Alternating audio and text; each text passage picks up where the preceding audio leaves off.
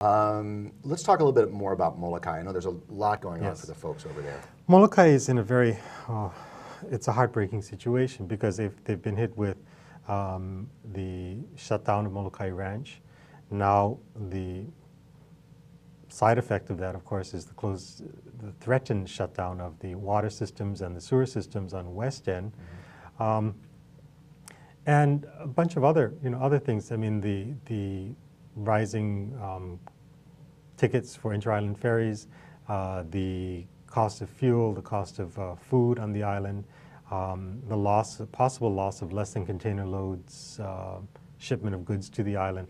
So the cumulative effect of this is pretty devastating in a small island like Molokai. I mean, rates going up. Young Brothers, I guess, is having a meeting next week about raising the rates to 5.5%. The commuter fares went up to $25 round trip on July 1st, and rumors of more. Yeah, I mean, I really got to say that, and just thank the ferry company that provides service to and from Molokai, because for many, many years they've kept their fares very low. And the fuel cost is really what's really driving them, and they've been really good about keeping their fares low. I mean, they're forced to raise their prices like this. Frankly, if they don't raise their prices, I think that their option is to, well, do we stay in business? So it's hard, it's difficult, and I know it's difficult for the owners and managers of that company, but they've had to raise their prices. What do you think might be the answer for the water situation? I mean, I know the county is saying, well, we're not really obligated to do it, but and the state is, there's a task force. Well, yeah, here's what's at stake. Let's take another situation. Let's take a development in upcountry Maui that has a private water system and a private sewer system. Now, the county issues permits to say, yes, everything's in place, we'll permit you to build. What's at stake here is that, let's say that private water company upcountry, after 5 years of operating and supplying their own little subdivision, decides, you know what, we don't want to do this anymore. They simply declare bankruptcy, and then they can force the county to take this over. So it's not what's happening in Molokai, it's that, do we allow developers to create these private companies and then shut them down, knowing that the government must take it? That's where the rub is. Should water be privatized in the beginning anyway? Well, I mean, yes. I mean, and they're charging for the delivery systems. I mean, there is a legitimate cost there. So that's the larger question at stake. And, Molokai Ranch is not bankrupt. It's they're just shut down. Nor is its subsidiaries, the water company there or the sewer company.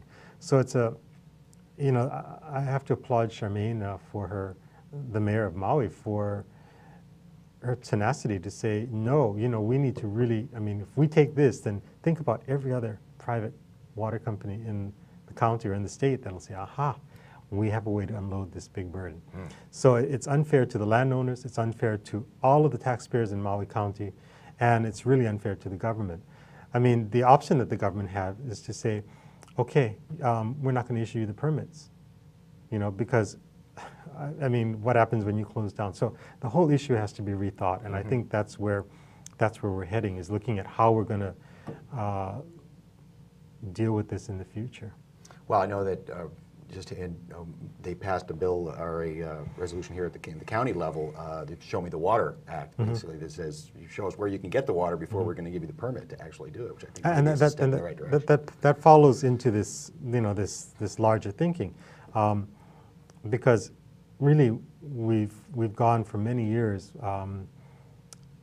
accepting the fact that there are private water systems, and for the most part they remain private. I mean, we've had one. I remember when I was on the council, there was one upcountry that, I mean, I think we put in $10 million to bring it up to standard before we could take over that system. It just becomes a very large burden, and it's a legal question that needs to be settled. In the meantime, though, I really feel for those people living on the west end of Molokai, because, the company Molokai Ranch is threatening to shut down on August 31st. And seems like kind of a crisis situation. Yeah. So yes, I mean, I recognize we need to deal with the legal issue here, but we also got to deal with it right up front. And I think part of that is Plan B and Plan C and how we're going to approach this. So, it's really.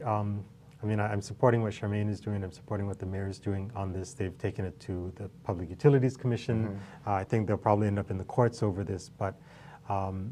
it's a two-pronged approach: the long-term legal implications, and then the right now. What to do now? And what to do now. Right. Well, I know that Charmaine and Councilmember Mateo will be meeting at the same time you're meeting over on. Yeah, and that's the thing. We're in Honolulu overriding vetoes, Right. and they're meeting on Molokai, so I can't be both places. A lot of stuff on the plate that day. I know you're a big proponent of sustainability, and I know you say, and I'm actually taking your lead. I'm going to starting to grow some tomatoes on my on my patio. And what do you think about the wind farms on Molokai? I know there's a lot of interest being shown. Well, you know what? I'll tell you that one of the things that the Molokai Ranch shutdown did was it broke down walls that was in the communities for a very long time. So it allowed for people to put aside long-standing differences and start talking about, okay, what do we need to do to make this work? So you have people that would have opposed wind in the past, in the recent past, are now saying, hey, let's give it a look. Let's see how this works. Mm-hmm. I think wind is, well, we are so dependent that unless we look at all of the choices, the alternatives that we have, wind, wave power, solar, all of this, we're going to fall way behind. I've been, as part of my duties as president of APIL, is to look at the region, and I've been to places like, Marshall Islands or Pohnpei or other places where they've done everything, and they still cannot deal with their energy crisis. So, turning on a light is a big luxury for families now in those areas. And we're not far behind that. We don't realize that. Be a big luxury for us. Yes. So, that's part of why we did, for instance, the harbors improvements in the state. Because the energy costs of having ships sit out there and wait, then the cost of having cars and trucks waiting to pick up the goods. And, all of this adds in. So the fuel costs onto the price of goods is a major consideration in making sure that we have a more efficient system. I think we're on the cusp of a lot of great things. We're in an economic downturn, which means that the next couple of years that the legislature will be about tightening the belt, will be about being more productive with less. But I think we've set in motion energy reform. We've set in motion our infrastructure renewal, looking at the harbors and airports modernization. We're working on a highways modernization plan now. How do we bring the highways into the 21st century, looking at what we call traffic control centers, joint traffic control centers, where you watch all the highways and the freeways and the roads, and you can adjust the lights and control everything so that you can help the flow of traffic. All that's on the radar, and I think it'll bode well for Hawaii and for Maui County and for my district in particular. Now, I'm always guarding against protecting our lifestyle. Coming from Hana, the rural lifestyle in upcountry, in Kula, Molokai, Lanai, Kalaupapa, all of these areas, it's delicate balance. And so sometimes we have to be really cautious about what happens and say, okay, but this is going to impact our lifestyle a bit too much. So I'm often weighing those differences and trying to find the middle ground on a lot of it. So a lot of it is acting as a filter and saying no to things that maybe it's not its time yet in our area. Well, we thank you for coming in today, and we look forward to seeing you during the election season. Coming up here, we're going to be doing some big-time election coverage here at Akaku. And congratulations to Akaku. You guys have come a long way. I like your new... You like the new logo? The new logo, yes. The new adult logo. He's grown up, yes. And the mugs are available. Everybody can have an Akaku mug. Just come on down to the station, or you can go online, actually, and get them, too. So, yeah, we're a lot of changes here, and we're glad you've become a part of it, and we always appreciate talking to you. And thank you. Thank you very much. Thank you. All right, we've been, this is Akaku's Capital Wrap, and we've been speaking with Senator Jay Kalani English of Hawaii's 6th District. Stay tuned for more conversations with Hawaii's legislators here on Akaku, Maui Community Television. Thanks for watching. Aloha.